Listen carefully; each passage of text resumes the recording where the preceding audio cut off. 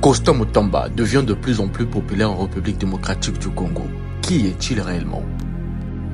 En 2024, il est nommé ministre d'État, ministre de la Justice et garde des Sceaux, un poste stratégique dans le gouvernement de la RDC.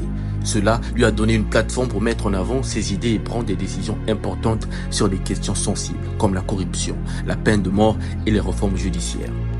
En décembre 2024, il lance l'opération Zéro Colonna, une initiative visant à éradiquer le banditisme urbain, notamment les activités de Colonna, des gangs de rue notoires pour leur violence.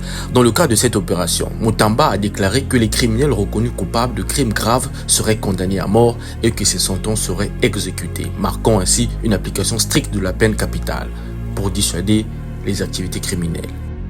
Cette position a suscité des débats intenses au sein de la société congolaise et de la communauté internationale, certains soutenant la nécessité de mesures sévères pour rétablir l'ordre, tandis que d'autres expriment des préoccupations concernant les droits de l'homme et l'efficacité de la peine de mort comme moyen de dissuasion.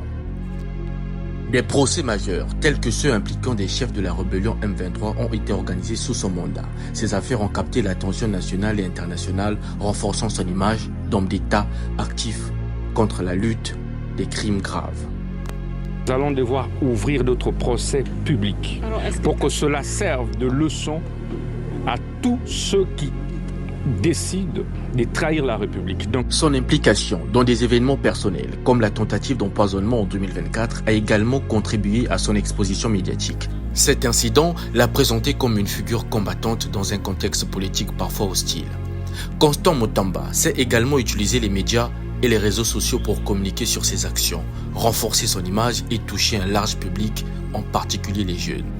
Sa posture rigoureuse face au détournement de fonds publics et aux abus de pouvoir résonne avec une grande partie de la population qui aspire à plus de justice et de transparence dans le pays.